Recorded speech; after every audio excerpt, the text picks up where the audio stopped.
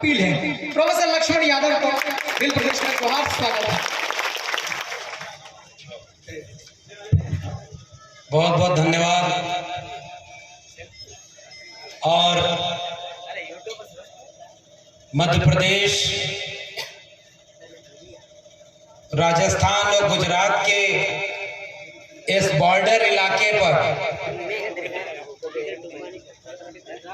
जो मामा बालेश्वर दयाल जी की अपनी कर्म भूमि रही है, मामा टंटिया भील की कर्म भूमि रही है, बिरसा मुंडा जयपाल सिंह मुंडा की विरासत रही है, उस जमीन पर आए हुए आप सभी सम्मानित लोगों को मेरा क्रांतिकारी जय भीम, जय मंडल, जय संविधान है, जोहार और इनकलाब जिंदाबाद है। और आज पहली बार मैं इस इलाके में आया हूं और आप सब लोगों के बीच में आकर के अभी संचालक महोदय जो तारीफ कर रहे थे उसको आप गंभीरता से मत लीजिएगा। एक लाइन है ना कि कल और आएंगे नगमों की खिलती कलियां चुनने वाले, हमसे बेहतर कहने वाले, तुमसे बेहतर सुनने वाले।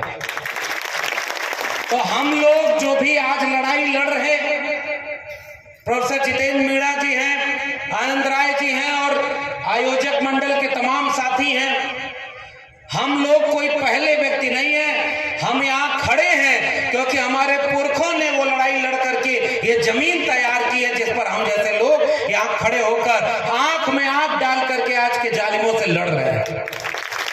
तो विरासत हमें लड़ने की मिली है और हमारे बाद ये लड़ाई और आगे तक जाएगी।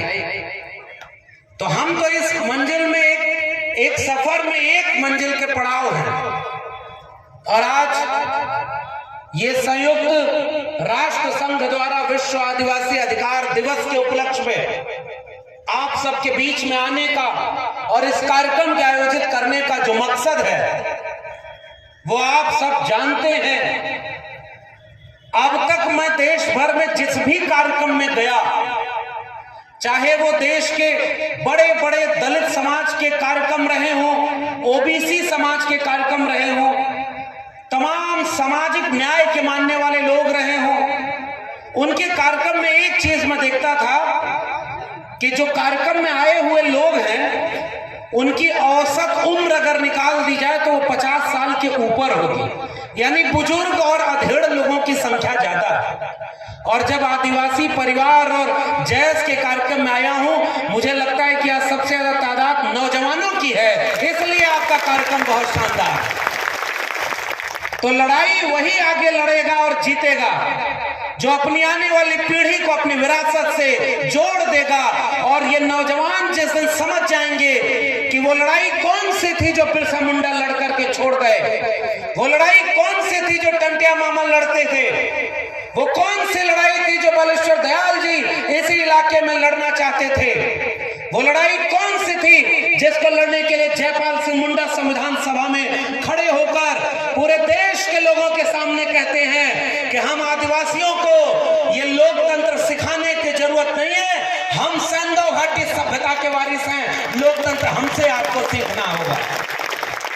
और आज अगर उस लड़ाई के साथ, आदिवासी समाज की लड़ाई के साथ मैं सलाम करता हूं आयोजन समिति के लोगों को, आपने बाबा साहब डॉक्टर भीमराव अंबेडकर की तस्वीर लगा दी है। ये एकता ही हमारे देश को बचाएगी और हम जैसे लोग इस मंच पर खड़े हैं, यही तो एकता हमें बनानी है।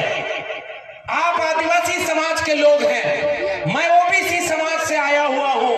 हम बाबा साहब अंबेडकर को, बिरसा मुंडा, टंटिया मामा और मामा बालेश्वर दयाल के साथ याद कर रहे हैं।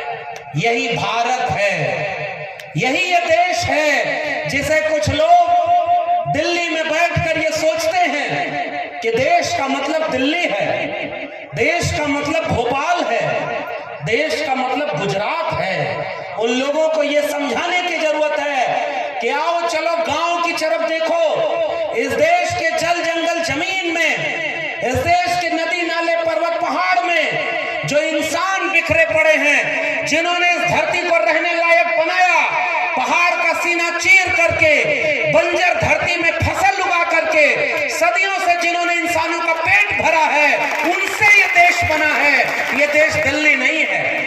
और आप आदिवासी परिवार और जयस के लोगों, आपके दो संगठन शानदार काम कर रहे हैं। पिछली बार मैं डूंगरपुर गया था, जब आदिवासी परिवार का कार्यक्रम था, लाखों लोग वहां गए थे। और जयस के साथी हैं हमारे अग्रज, चाहे प्रोफेसर जितेंद्र मीणा हो या आनंद राय जी हैं। और सोशल मीडिया के जरिए हम लगातार देखते रहे हैं कि जिस आदिवासी समाज को उनकी आवाज उठाने वाले लोग जब बिक जाते रहे, नहीं कोई सुनाई देता था, तो आदिवासी परिवार और जयस के लोग मिलकर के उस आवाज को उठाने का काम किए हैं। और दोनों का साझा कार्यक्रम यह है। तो आज यहां से एक सवाल इस देश के लोगों से भी पूछना जरूरी है। अगर दिल्ली में 500 लोगों की रैली हो जाए तो वो नेशनल खबर बन जाती है। बड़े बड़े अखबार पर टीवी वाले बैठकर डिबेट करते हैं। और जब मध्य प्रदेश, राजस्थान, गुजरात और इन तमाम इलाकों में आदिवासी परिवार और जयस के लोग लाखों की रैली करते हैं, तो ये दिल्ली को सुनाई क्यों नहीं देता है? ये सवाल हम आपकी तरफ से उनसे पूछने जा रहे हैं। लाखों लाख लोग अगर यहां जल जंगल जमीन बचाने के लिए आते हैं, तो ये किराए पर लाई गई भीड़ नहीं है जिसे आने का सहारा और तमाम तरह का प्रलोभन देकर के भीड़ जुटाया गया है। ये भीड़ वो भीड़ है जो अपने हक अधिकार के लिए जागरूक है और अपने दम पर पूरे इलाके में जश्न की तरह चलती है और अपनी लड़ाई को लड़ करके जीतने का मादा रखती है। इसलिए मैं आप सबको सलाम करने आया, क्योंकि मुझसे ज्यादा आप अपनी लड़ाई के बारे में जानते हैं। आप ये बात जानते होंगे साथियों कि जिस दिल्ली से हम चल करके आए, वहां जो लोग बैठे हैं वो हमारे और आपके हक में कानून नहीं बना रहे। जिनको हमने वोट दे करके बाबा साहब डॉक्टर भीमराव अंबेडकर को हम क्यों अपना नायक मानते हैं? हम बिरसा मुंडा, जयपाल सिंह मुंडा को क्यों अपना नायक मानते हैं? क्योंकि इन लोगों ने मिलकर एक नया भारत बनाया। और भारत जब अंग्रेजों से आजाद हुआ, जब भारत सामंतों से आजाद हुआ, जब भारत गुलाम करने वालों से आजाद हुआ, तो भारत का एक संविधान बना था कि नहीं? इस संविधान ने आपको अधिकार दिया कि नहीं? इस संविधान में ही आदिवासी इलाकों को, उनके ग्राम सभा को सबसे ज्यादा अधिकार देने का काम किया कि नहीं? अनुसूची 5 और 6 के जरिए उनके तमाम कानून जो बनाए गए, चाहे वो पेशा एक्ट हो, चाहे वन अधिकार संरक्षण अधिनियम हो, चाहे आपकी जल जंगल जमीन पर आपका अधिकार हो, ये सब कब मिला? भारत का संविधान जब बना तो लिख दिया गया कि जो नया भारत बनेगा उसमें आदिवासी समाज को भी उनका हक अधिकार दिया जाएगा, उनके संस्कृति से कोई छेड़खानी नहीं करेगा। ये आपको अधिकार इससे मिला ना। और एक बात और बताएं, जब भी मैं आदिवासी समाज के मंच पर आता हूं और पीले गमछे से हमारा स्वागत होता है, तो हमें लगता है कि हमारे ओबीसी समाज के बीच भी सबसे ज्यादा पूजने वाला और कोई पवित्र रंग है तो वो यही पीला रंग है। और इसलिए हम और आप एक हैं और एक मिलकर के यहां लड़ने के लिए आए हुए हैं। हम भी प्रकृति पूजक, आप भी प्रकृति पूजक। हम भी फसल की पूजा करते हैं, आप भी फसल की पूजा करते हैं। हम भी अगर देवी देवता मानते हैं तो अपनी इस जल जंगल जमीन को अपना देवता मानते हैं, अपने पुरखों को, इस पूरी कायनात को अपना दुनिया मानते हैं। तो हमारा और आपका जब रिश्ता एक है, तो आज इस मंच से एक और वादा करते हैं, जहां भी हम इस देश में ओबीसी की बात होगी मंच पर, वहां मैं आदिवासी की बात करूंगा।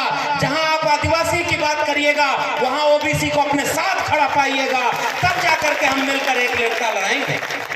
और बाबा साहब डॉक्टर भीमराव अंबेडकर को मानने वाले दलित समाज के लोग तो हमारे साथ खड़े हैं, क्योंकि हम सब संविधान के साथ खड़े हैं।